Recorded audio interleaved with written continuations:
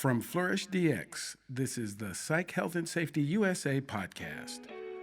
Safety at work is more than freedom from physical injury. To be safe, you have to feel safe. Join us each week as we discuss psychologically healthy and safe work in the USA. Well, welcome to the inaugural episode of the Psych, Health, and Safety USA podcast.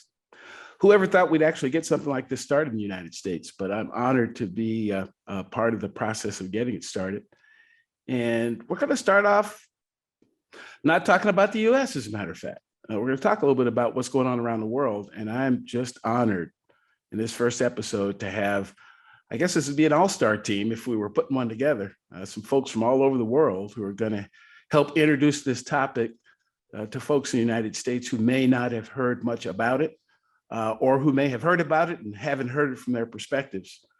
So as a matter of fact, and the way we do this, the way I'm going to do this anyway, is to have folks introduce themselves by a question I'm going to ask. And the question is, who is, and then fill in the blank. So I've got some, again, friends and new friends that I'm just meeting. We're going to have a conversation today. So let's get right into it. We've got folks from Australia and UK and Canada. And why don't we start with our hosts from Canada? Because I'm going to start with Canada because this is the one person on this podcast today that I actually have talked to before. So Marianne, who is Marianne? I am a fan of I. David Daniels. We met through LinkedIn just because we have so much in common in terms of supporting the greater good, making a difference, psych health and safety. But what I really noticed is that you are one of those amazing human beings who took hardship, took difficulty, and instead of becoming bitter about it, you turned it around to say, how can I use what I went through to support others, to make it better for other people? And so I'm very thrilled to be here. My journey is one that started in the area of workplace mental health, specifically helping employees who had a diagnosis like depression, anxiety, addiction, to be able to be at work and be productive. What I noticed is that in those cases where a workplace was flexible, safe, inviting, this was a very easy thing to do. And in a workplace that was toxic, conflict-ridden, chaotic, it was much more difficult. It was in that spurred me on to think, how can we change workplaces so that they are more open and safe? And I didn't have the language, but in 2013, Canada released the national standard on psychological health and safety in the workplace. And it's going to be 10 years old soon. Wow. So, and then the only other thing I'll say by way of introduction is for 15 years, I have had the privilege through workplace strategies for mental health of being able to work with experts like those on the call and across the country, across the world, to create free resources that help to take away any excuses for not addressing psychological health and safety. Right on. Someday, where I'm hoping to have someone in the United States, perhaps one of those big insurance companies, who's collecting lots and lots and lots and lots of money from folks to do the same type of thing that's been done in Canada. That's kind of one of my hopes and dreams someday. That's Marianne Baton. She's great people. Somebody else I'm just meeting at this session, and I got to watch at a distance. Peter Kelly. Who is Peter?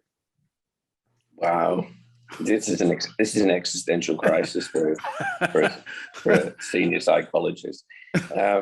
So I'm a senior psychologist with the Health and Safety Executive, which is the equivalent of OSHA in the States. and I'm also an inspector, which means I'm particularly nosy, but I'm also nosy about people's behaviour in particular. I actually came into the world of health and safety from clinical work, and I was working with people and seeing them when they were depressed. And at a clinic, 50% of the people I'd see would have work-related issues as part of their depression. And I thought, God, there must be a better way of addressing this than wait until they're ill. So actually, I came into HSC at an age when we were just starting to get into stress. I've been there 23 years, which is really interesting. We were panicking, and I nearly said stressed out, at having 6.3 million days lost to work-related stress. Well, last year, the year coming into the pandemic, and 1 week into the pandemic was 17.8 million days. So I'd do anything to go back to 6 million.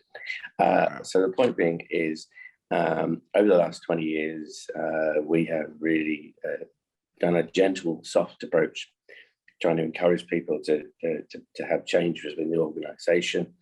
We launched the management standards in 2004. So ours are 18 years old.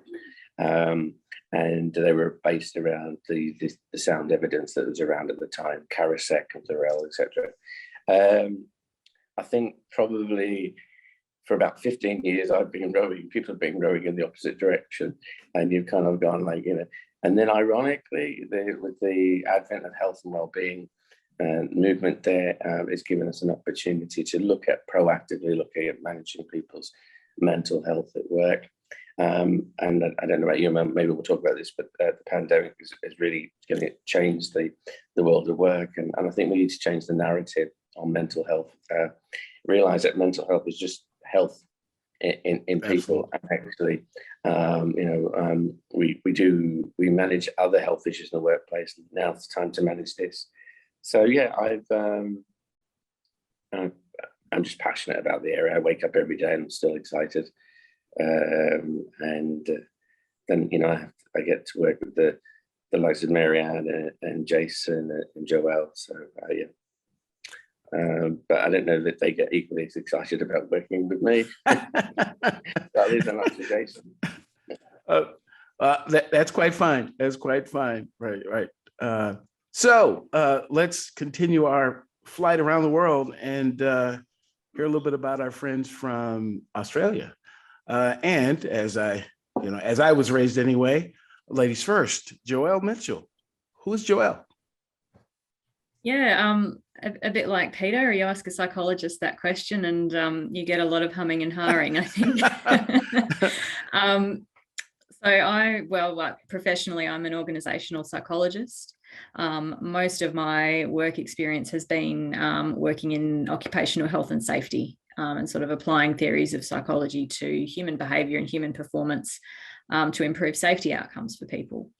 Lots of work in sort of the mining and petroleum industries, being based in Western Australia. Those are sort of our big industries over here.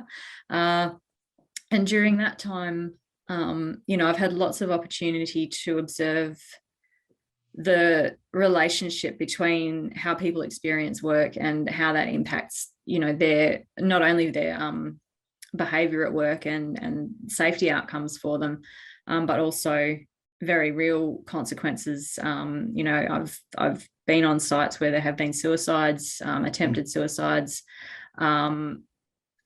Before I joined Jason, I was with the regulator for the offshore petroleum industry in Australia, and similar observations there on different offshore facilities, engaging in different types of work practices and seeing the impacts that they were having on people's mental health and things like their willingness to speak up when they could see that there was something unsafe on the job, and then things starting to go wrong. So I think that this area of psychological health and safety does fit very cleanly into the realm of health and safety, because they really do impact each other quite clearly in my experience and in my view. And I've been working with Jason, for better or worse, for a little over a year now. Okay. All right. I think you all are probably brother and sister, because the banter back and forth is just like older or younger brother and older or younger sister. So speaking of which, your partner in crime sometimes, Jason Van Schie. Who's Jason? Well, Wow. David, I got to say, Joel and I are actually the same age. Okay. We're definitely not brother and sister. You are a few months older than me, Jason. So, and she likes to remind me of that. Jason, you need to tell David this is just how we roll in Australia. This is what Australians do. Yeah, they're a good friend if you can neg them, and they know that you don't necessarily mean it. Although Joel has crushing negs sometimes. So. Anyway, who am I? So yeah, I'm a psychologist as well. My background is occupational psychology. Been working in the field for 15 years or so, but really standing on the shoulders of giants. And we've got two of them on the call, right, with Marianne and Peter. The work that they've done on the standards, both locally and then Peter as well with the international standard that he contributed to. But yeah, I guess I'm just someone who's trying to make a difference in this world, like everyone on the call, and trying to have impact at scale. And the opportunity or the deficiency I saw back in 2018 was that psych health and safety is the way that we need to go. We need to start taking more of an upstream systemic approach if we really want to have an impact on employee mental health, and stop pushing down responsibility to individuals to just better manage stress. Mm-hmm. But the tools that were in existence just weren't going to cut it for large-scale enterprises. It's too time intensive, too academic, too hard to get into, too hard to understand the results of. And what we really needed to do was to cut through.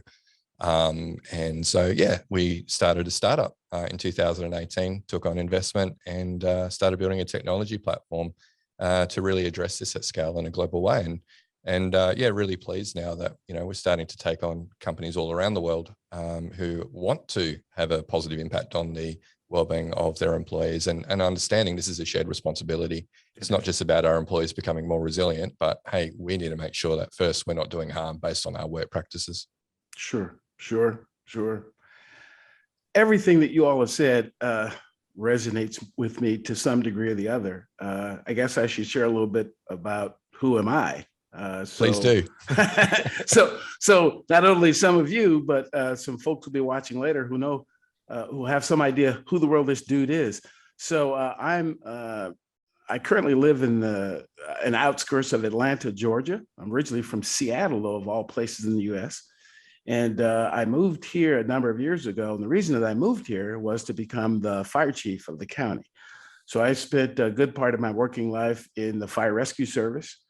Actually was a fire chief in 3 jurisdictions in 3 states. That's where a lot of my exposure to psychosocial hazards occurred. And I have more stories than we have time to share about not only the difficult and horrific experiences of others, but a couple of my own. And after my active fire service career was over, actually about halfway through it, I actually realized I was more interested in safety than I was in going to the buildings on fire. I thought that the whole idea of human beings going into ovens and looking for people that probably weren't going to be alive in the first place was kind of challenging for me. And when I experienced the death of my colleagues, that really changed the way I see the world in general. To include one on July 12th, 1987, where I rode to a fire with 5 people and we only came back with 4. And I have other experiences. So my interest in occupational health and safety is in memory often of the 19 people that I knew, that I worked with, that were either killed at work or died from something that they were exposed to at work. And that's not to include those that are emotionally scarred and damaged for the remainder of their life. And so got into occupational health and safety full-time after fire services, and recently decided to complete a PhD in occupational health and safety.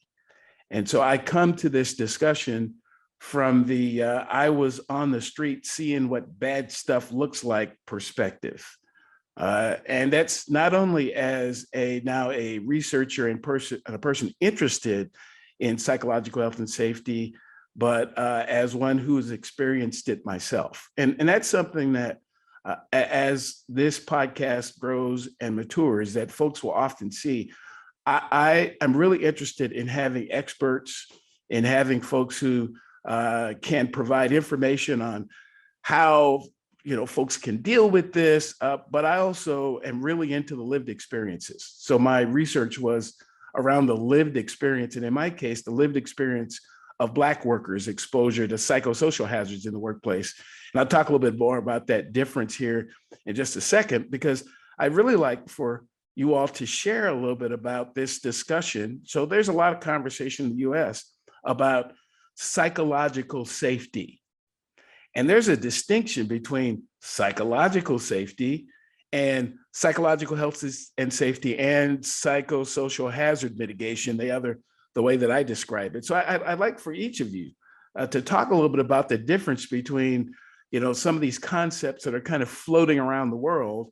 And again, why don't we, in this case, why don't we start with Peter? What do you think about these different conversations that are going on around these topics? Yeah, before I answer that question, I'm only 5'4", so if Jason's standing on my shoulders, he's not really getting much advantage. But yeah, I mean, I think psychological safety seems a lot sexier, doesn't it? And I know it sounds a terrible thing to say, and people say, what's psychological safety? But the thing we have to remember is the psychological health that we talk about, the hazards that we have contribute very often to accidents. We know that actually people who are experiencing psychological distress are more likely to take risk. And actually, so when I talk to people now, they want to talk about psychological safety. I said, well, I can do that, but I can't do that in the absence of talking about people's psychological health and actually the consequence of not managing people's mental health in work. One of the things as an inspector that I look for are factors that sit outside of the normal range in terms of these are behavioural factors, and those factors might be what was their level of where they were, what were there any issues, were we aware that they were suffering from stress, had their behaviours been different before the accident. So I think actually we can't have one without the other, in essence. And if you we have to I don't think we have to make them sexy. I just think we have to realize that actually work is very complex. And then realize that actually psychological ill health is a performance influencing factor or a PIF in what is called, in human factors. And I train all the inspectors we have to look for those extra factors when you're going in to look at an investigation. Look at the behavioral stuff. Ask yourself the question: what was their mental state like before the accident? And very often, what you'll find is a set of consequences where actually we can track back, and they might have been under a significant amount of pressure at work to commit to doing a job in a very quick way. Timing was there, it was the end of the day, all of these things kick in. So that was a really short answer. So there you go. Sure. Marianne, what do you think in terms of the differences between these topics that get kind of tossed around? So back in 2011, when we were looking at creating a standard, the working title was actually about workplace mental health. But we know that, first of all, people, when you say mental health, they go to mental illness. So it's just about a certain segment of the population and not about everyone. But the other thing is that when it comes to mental health, employers would generally feel that's your responsibility as an employee to deal with it. So we specifically chose health and safety because the point is what is within the control, the influence, and the responsibility of the employer. That doesn't negate that we all have a responsibility for our own well-being, but the standard is focusing on the employer doing no harm. So psychological health and safety in that definition is what impact does the employer have? Now, the work of Amy Edmondson and the idea of psychological safety is more, again, about a personal experience of the environment, whereas the term psychological health and safety is really meant to be what is the employer's responsibility. Sure. Jason, what are your thoughts on the topic? I won't speak long on it because I think Marianne and Peter have covered it, but I'll just say briefly, it is the bane of my existence that we have two so similarly sounding constructs that are actually mean very different things. Yes, Sure. There are some relationships between psych safety and psych health and safety, but we're really talking about two different constructs, right? Mhm. And really, if we can make sure that your listeners understand that this is not talking about Amy Edmondson's construct and leadership kind of theory and practice, we're talking about a risk management approach to psychosocial hazards. Mhm. If we can get that across and go, well, look, there's two differences. They're two different constructs. Unfortunately, they're named very similar things. One is getting a lot of press at the moment, but I think we're just going to have to live with it, unfortunately. But yeah, bane of my existence in summary. So, isn't it interesting though? Can I ask Jason and Marianne? Isn't it interesting? The one that's getting all the traction is about the individual. Mm-hmm. Well, And media wants the broadest audience, Sure. and employers are a very narrow group. Sure. So, Sure. Yeah. And actually in preparation for a podcast with the Flourish DX family, I've kind of gone back and looked at many of the podcasts that all of you have done. And Joelle, talk a little bit about that's another of the banter or the discussion that you all have had is the kind of the not intentionally, but sometimes a misunderstanding about the difference between the two. And share some thoughts about how you see that misunderstanding working or not working for folks. Yeah, sure. So I think that, in our listenership, we sort of have people with a background in psychology. And I think probably they have a better understanding of the distinction between the two concepts because, the idea of psychological safety has been around for a couple of decades. So, it's not a new term. It's become popular fairly recently. Mm-hmm. But this is really a team construct where people feel like they can be safe to raise concerns and challenge each other, get things wrong sometimes, that sort of thing. So it's actually that you can you feel safe within that environment to be yourself and to sort of try things out without being worried for your job or your reputation or that sort of thing. Now that's related to psychological health and safety. That's a component that can lead to, positive or negative mental health outcomes within an organisation, and it's something that an organisation can create within those teams. I think that probably where the confusion comes from is maybe more from people with the background in risk management and safety management, where they don't have that appreciation for the psychological theory and research, and they hear a term like psychological safety, and it really makes a lot of sense that it would be talking about psychological health and safety, which is really talking about a structured approach to identifying psychosocial hazards, understanding risk, putting mitigations in place and monitoring their effectiveness over time. So we're really talking about a safety management system applied to psychological aspects of work. So two very different concepts there. Absolutely. That's one of the joys about being around folks like you all who, when I mention psychosocial hazards, their eyes don't roll back and they go, what the world is he talking about? Because that's my experience as occupational safety and health professional here in the US. Some of this has to do with the fact that the OSH Act, that was the Occupational Safety and Health Act, when it was passed in 1970, so it has 19,670 words. It mentions psychological twice, literally. So the act itself was never created. It was not created with how folks felt in mind. It just wasn't.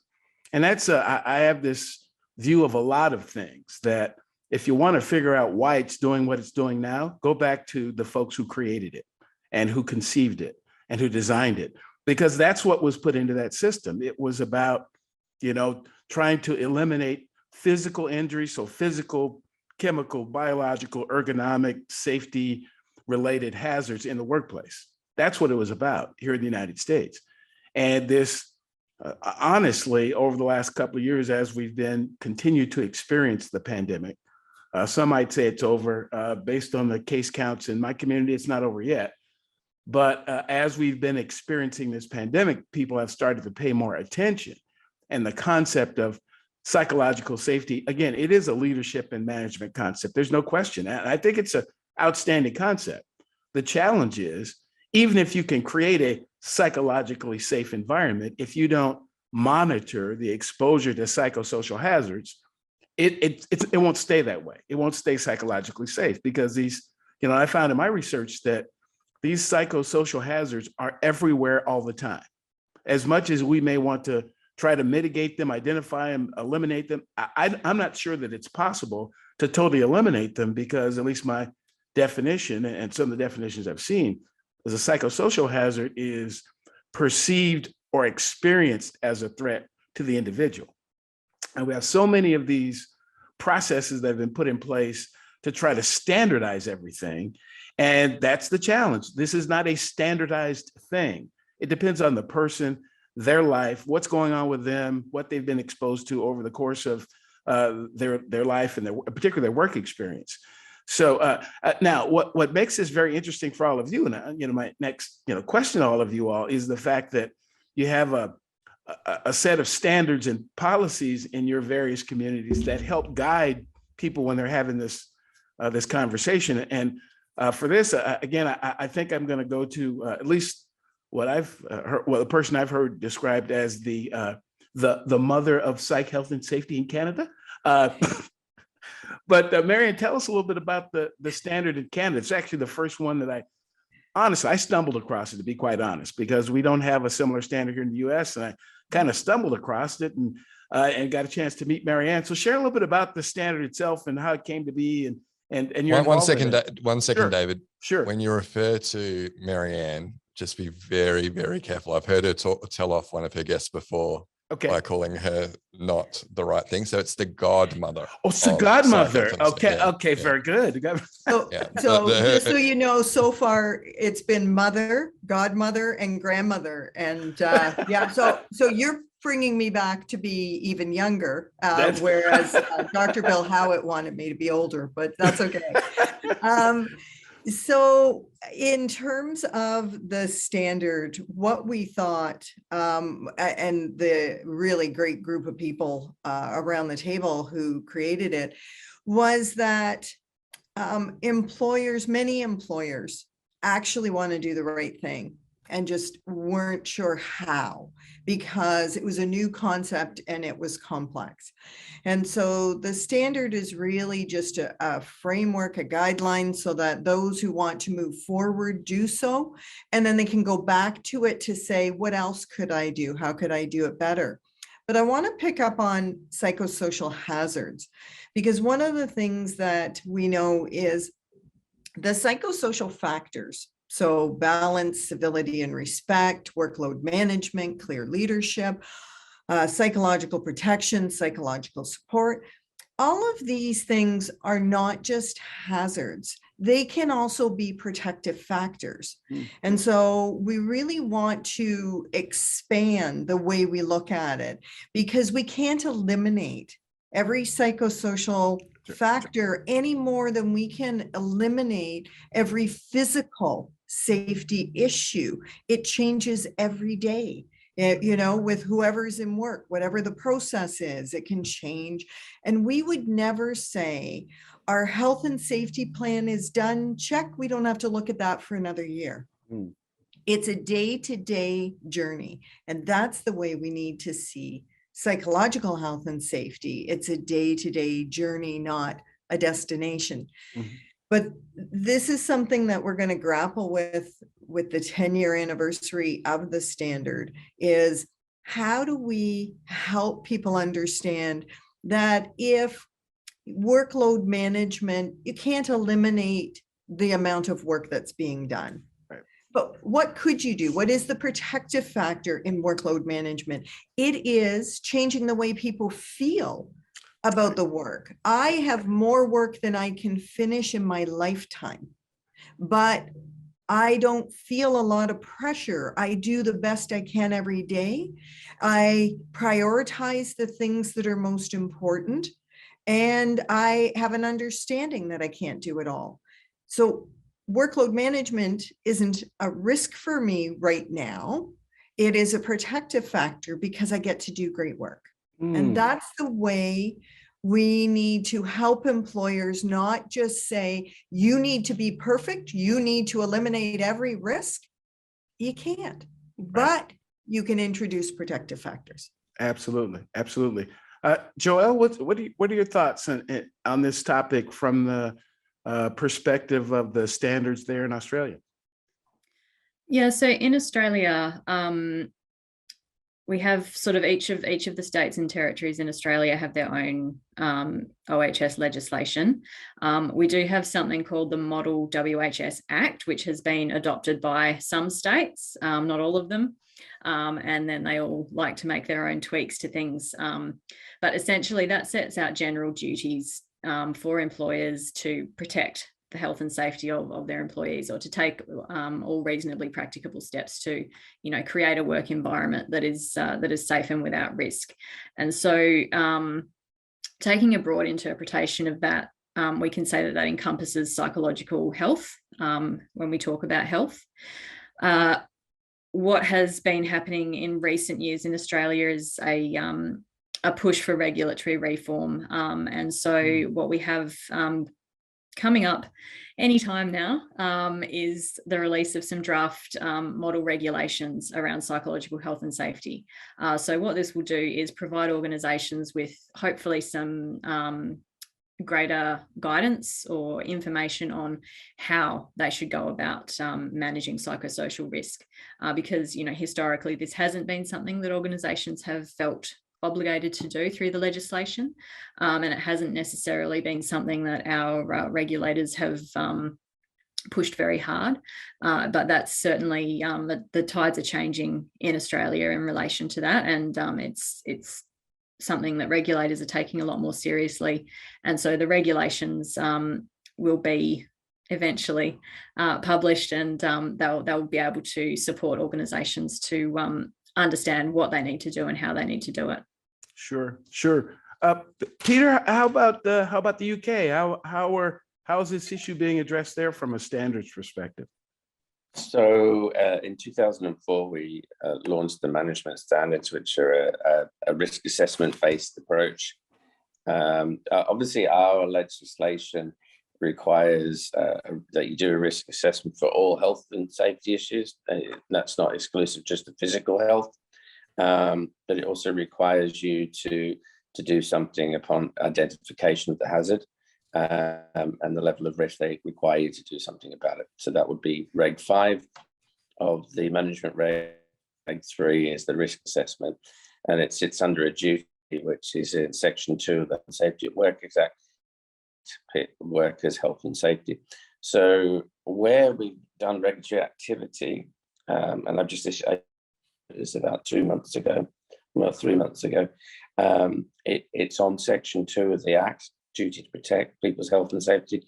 And then in that instance, that was a failure to risk assess. So so we do have legislation, and for a very long time, we took a very quiet perspective on it and encouraged. But I think, as I've said this publicly, it's 17.8 million days lost to work-related stress, 828,000 people.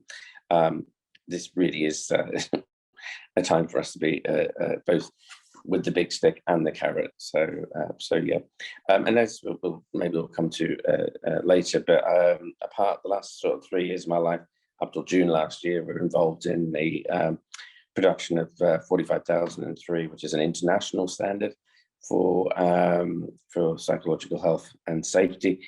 And I guess in an ideal world, you would have had the management standards and 45,003, because what 45,003 does, it meets the requirement for Reg 5 to do something once you've identified you've got your hazard.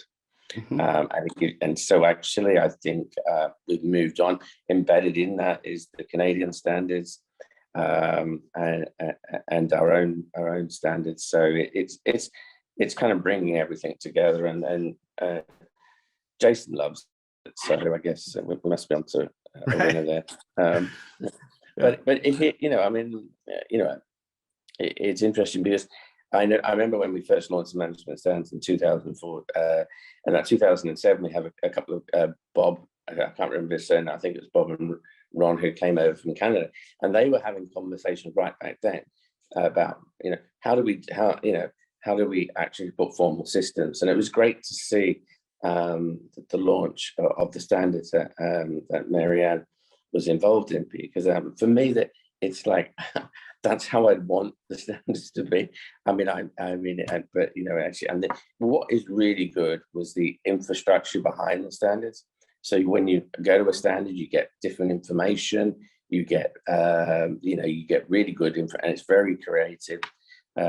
So I think the world of standards has a place, but as I've said during the 3 years with ISO, remember who the audience is. It's not us. It's people on the shop floor and on the office floor. So we have to make the language is really important. I think that's really, I go on about a lot, but to me, if we're going to change the narrative of mental health and work, we've got to move away from, intellectualizing the concept of psychological health. We're looking at people as entities, both physical, psychological, emotional. What you're doing is you're trying to care for the whole person. And the standards will go in a way to doing that, but it does require organizations to do it at an organizational level. Sure.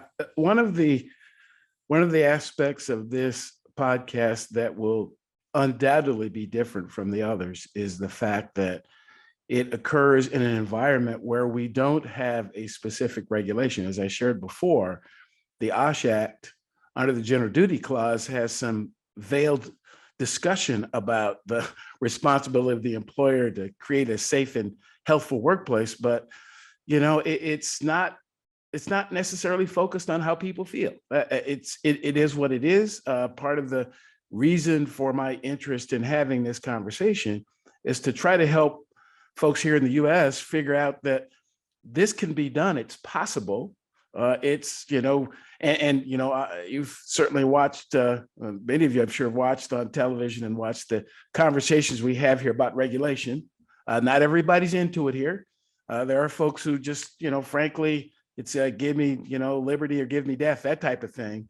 And that's fine. I'm not here necessarily to judge that, but I do believe that standards are kind of a bridge in the middle. It's, it's not that you absolutely have to, but if you're really interested, it'd be a really good idea.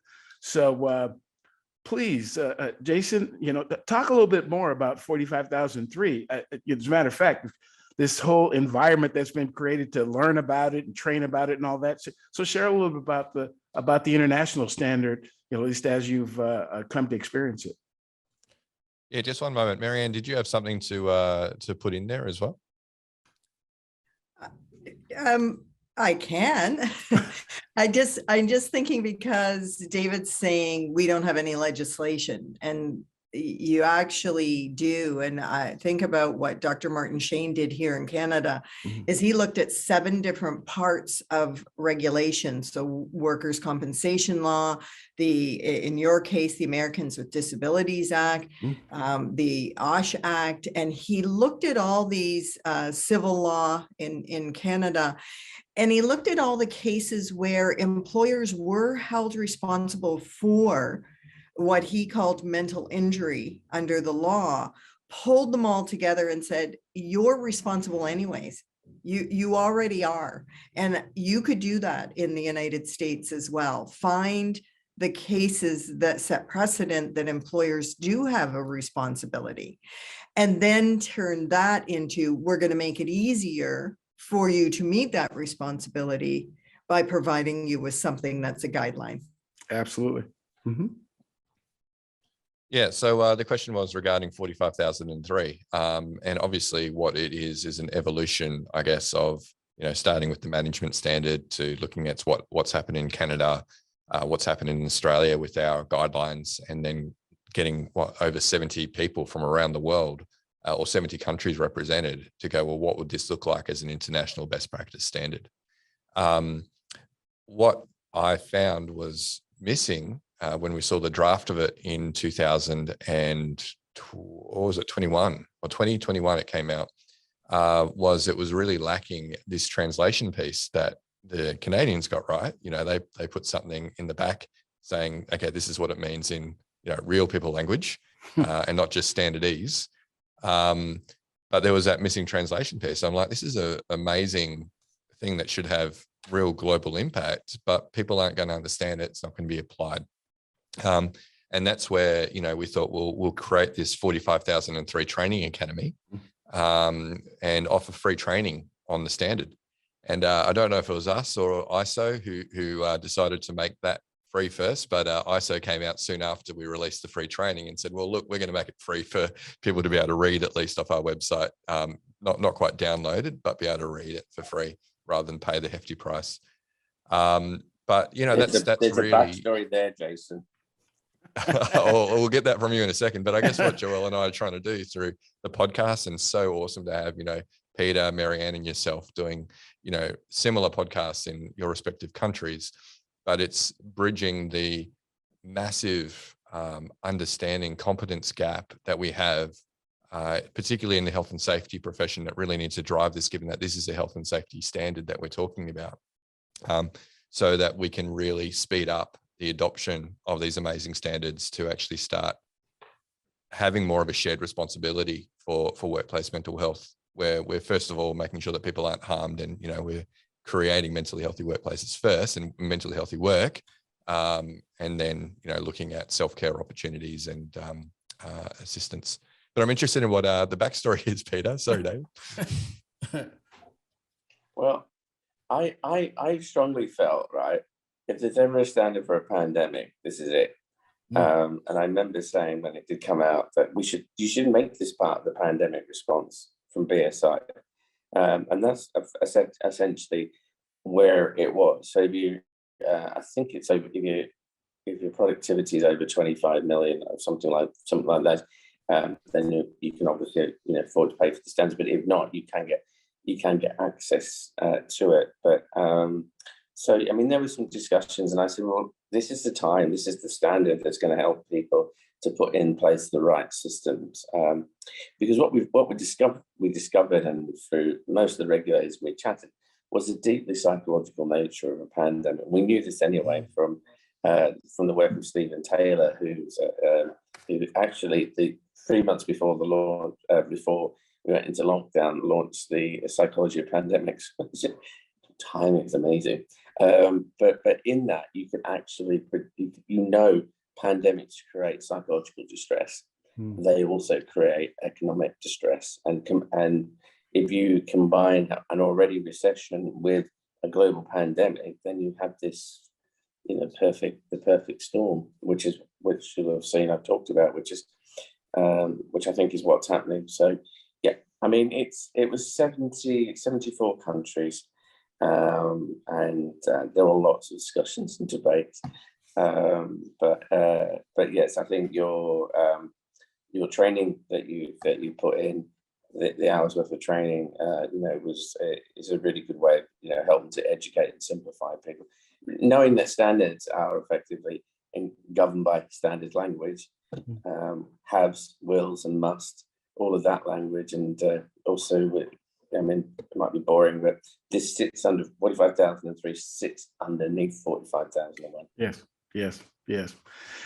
So one of the motivators for bringing up the conversation about the standards, we have many companies who started here in the U.S., who have a headquarters here in the U.S., but they want to do business around the world. And it is actually my hope that motivation, safety occurs for one of three reasons. Some people do it because it's the right thing to do. Some people do it because they think it'll save them money. And some people do it because they have to. And I'm all for it occurring regardless to what people's motivation is. I'm fine either way. Ultimately, I'm interested in seeing the environment be safe. But if a standard can motivate people, it can get them to feel as if, if I may get actually a competitive advantage. And I believe that people who have figured this out, organizations who figure this out, will have a competitive advantage. And some of this we're starting to see as we experienced this great resignation, great reset, whichever one we want to describe it as. But those employers who are able to create an environment where people want to be there and enjoy being there and enjoy doing the work, you're going to get good people, and you're actually going to be able to retain them. So, as we start to wrap the conversation, I'm looking for some pointers. So you all have been either in the health and safety, psychological health and safety discussion for a while. Some of you, or all of you, have been podcasting and talking about this. So the question I'd have for you is, what would you have loved for someone to tell you when you first dove into this conversation, when you first started? So, because I'm just getting started from the podcasting perspective, what would you like to share that you wish someone would have told you when you got started? So how about we go to Peter? I would really have liked to have been coming into the job where I am now, where actually organizations are beginning to take this seriously and realize psychological health is the same as physical health. So that would be, I have my worry or concern, and that is that the pandemic has been a game changer, and some good things have come out of it, some bad things have come out of it. But we could very easily go back to the days of teaching the individual to cope. And I've not shied away from the fact, I do think mindfulness and resilience and other training, things like that, are a tertiary intervention. Unless you do the organizational bit, you're actually going to struggle. And I've referenced it, and I used this before on this podcast. You're putting your fish into a pond if you don't change the filter. And it doesn't matter how strong those fish become. If the filter's not right, then they die. And ultimately, we've got to get the right environment for people to grow in. So it would be taking the positives from what we've got now and changing those, and encouraging it. But at the same time, we have to be advocates for this area. Keep pushing and pushing for people to get the right working places. Keep it pushing. Keep it pushing. Marianne, what advice might you give that you wish someone would have tapped you on the shoulder and said, "Hey"? So what would that be? In terms of the podcast, David, or in terms of the psych health and safety journey? A little bit of both. Okay. In terms of the psych health and safety journey, is that we can really overcomplicate. And that if we simply ask the question, how might this policy, this process, this team, this meeting, this intervention, this process, how might this impact the psychological health and safety of the people in this workplace? We could do a lot of what these complex standards do. But the reason that we have to have it that way is for the people who they're not ready, just as you say, to do it because it's the right thing to do. So the standard makes it a consensus-based, objective approach for those who say, give me the evidence, why should I do this? And social media, combined with the pandemic and what is the great resignation, is making our job so easy. People do not want to work for toxic workplaces anymore. People do not want to work for toxic bosses. And I helped raise a couple of people in the newer generation. They won't put up with it. They have more inherent dignity than what I was raised to have. And so those who adopt a psychologically healthy and safe workplace are going to be the great places to work. Absolutely. For the podcast, I would say, David, enjoy it. There's so much we have to learn from people, so many different perspectives that shed a different type of light on what we're talking about. And that it's just endlessly fascinating to hear other people's perspectives. So enjoy it. Absolutely. Absolutely. Joelle, what are your thoughts about either or both? So I think I'm sort of going to say the opposite to Marianne, because Marianne said don't overcomplicate things. I think for me, what would have been helpful, thinking back to the start of my career, is that, organizations aren't like machines, they're like ecosystems. And they can't necessarily be engineered to do things the way that we want them to happen.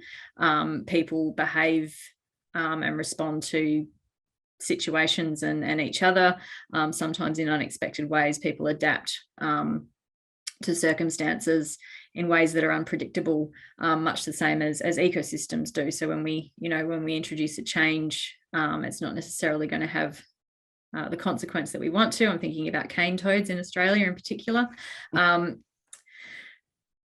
I guess that would be the advice that I would have given myself back at the start of my career. As for podcasts, look, the good thing about being the host, David, is that you don't actually have to do very much. you just ask the questions and you let the guests do the hard work for you. So it's pretty great, and just what a wonderful opportunity to be able to really have some fantastic in-depth conversations with people who we otherwise probably wouldn't have the opportunity to meet. Mm-hmm. Mm-hmm. Jason, what do you think? Yeah, so in regards to psych health and safety in general, good advice for me would have been back in 2018 when I started on the journey, thinking we need to build an enterprise software solution for this to deal with it, is be patient. We all want change to happen. I mean, but if you think about it, Peter has been very, very patient. He's been at this since, before 2004 when they published their standard. Marianne's been on this journey since about 2006, I think, from memory. Marianne, you've been going down this long, windy road. So Joelle and I are relatively young to psych health and safety, so I hope we can bring some youth and exuberance to it. Mind you, I don't think Peter and Marianne are going away anytime soon. I think they've got fire in their belly, and they still have a lot. They still have a lot to say and share. But yeah, I guess we have to be patient, and particularly, we know in the US it might be a little bit harder going. But look, there's so many lives to make an impact on in the US, right? If you look at the population, it's 13 times the size of Australia. If we can make an impact in Australia, you can do at least 10 times better in the US if you can start to have impact there. Right. So that's pretty great. In terms of the podcast, great advice would have been probably don't get Joelle on the podcast.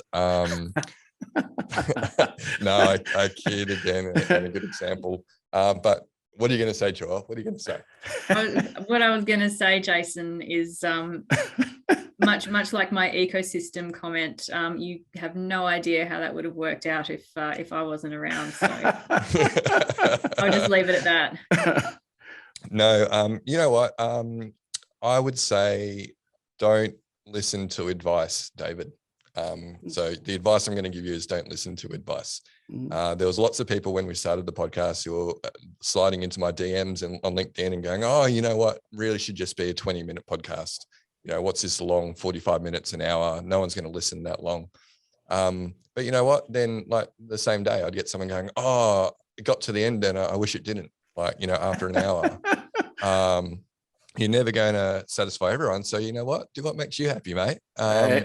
Whatever floats your boat, whatever you find, you need to get enjoyment out of it first, and then that will come through to the listeners. Sure. So you do your own thing, and you're already doing that. I mean, I've given you some advice about how we've done our podcast. You've already made this one your own, and I look forward to seeing how this evolves. So well done, mate. Looking forward to it. Right. Well, I can tell you that part of it won't be hard at all. I had folks, this is an interesting story. I attended an elementary school that was within walking distance of my house. Matter of fact, I still have my kindergarten report card. That's strange, but I still have it. So anyway, I do have an experience. So in the second grade, I was pulled out of class and I was told that I would need speech therapy for the remainder of my life. So I would love to have whoever did that assessment watch this podcast and figure out that they got that kind of wrong. And I found that throughout my life, I've had folks kind of get me wrong and tell me what I couldn't do. And, what are you going to try that for? I mean, I've done a lot of things in my life. As I said, I did fire rescue service, but I bounced around and was in, a number of different locations because I honestly, I get bored. I get bored with the same old thing, with the same conversations over and over. So that it won't be difficult to go out and try to learn new things and figure out new things. How many people do you know that, have been in school or went to school for 25 years to get a couple of degrees?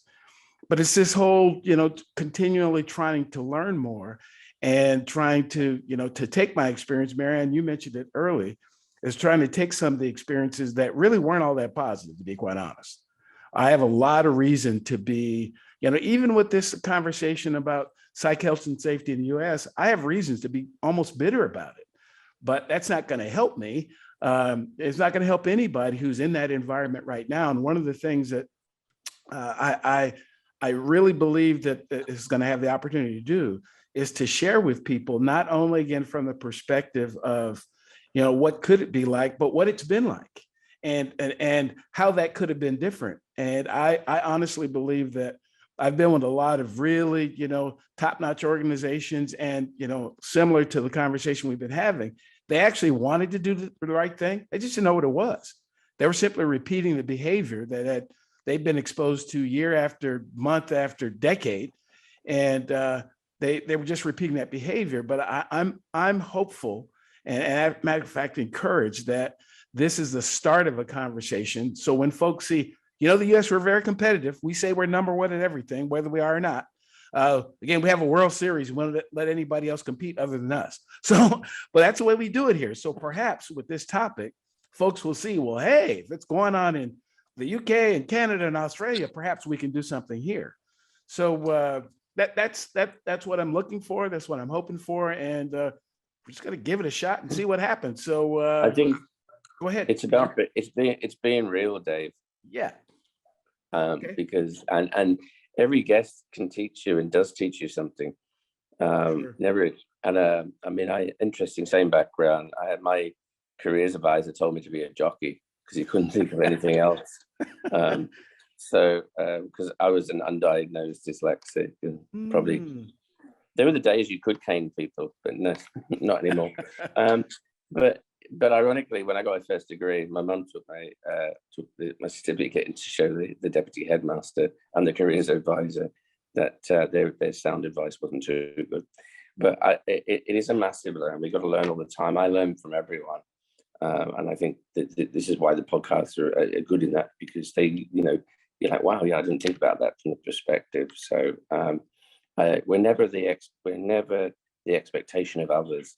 It's only what we ourselves seek to achieve. And I think you're going to have some great fun. Absolutely. And enjoy all the extra friends you're going to have, David. Whenever you go to a conference, you're going to know a lot of the people there. Right. Marianne, we've never met in person yet, but I count her as a good friend. Right. Peter, I did get the opportunity to meet just before the pandemic hit in Liverpool, but we've been in touch, ever since. You'll make some great relationships. He did make me pay for the beer. really bad form, you know what I mean? Well, you made me travel all the way up on the train to meet you in Liverpool, but anyway, we won't get too far into that one. No. I think David's trying to finish up. Pete, if you listen to his podcast, is terrible at actually closing a podcast. So we'll leave it to you, David. But hey, look, we're really thankful that you decided to take this mantle on. I think there's huge change, huge scale in the US too, to make a really great impact. And I think you're the man for the job. I think you're going to do an awesome and amazing job. So best of luck from us in Australia. Right. Thank you. Thank you very much. Best of luck from the UK. Absolutely. Thank you. And David, I just want you to really be aware of the fact that you are making history as you're doing this. I'm into that. Absolutely into that. Well, as we come to the close of this first episode of Psych, Health and Safety USA, imagine that. One last thought I want to leave is that it's my belief that this pandemic that we've been experiencing across the world has not changed anything. It's exposed everything. And this is an opportunity to use this this significant biological hazard exposure incident across the world as an opportunity to do things different and to be different. And I'm hopeful that these conversations about psychological health and safety that with, for the most part, folks from the US, but obviously I'm going to have to get, each of you on as we get down the road to just have some further conversation, because we all need tutors. We all need folks to kind of help us as we get down the road. And if you've been on the road for 3 days longer than me, it's 3 days that I haven't experienced yet and I can learn something from. I heard that you should always try to learn from the experiences of others, because you can't live long enough to have all the experiences yourself. So with that, we're going to close this first episode and look forward to seeing folks join us each week to talk about psychological health and safety here in the USA. I'm your host, Dr. David Daniels, and we'll see you next time. You've been listening to the Psych Health and Safety USA podcast. To stay up to date with the best content on workplace mental health in America, subscribe wherever you listen to podcasts, and join the Flourish DX community at www.flourishdx.com.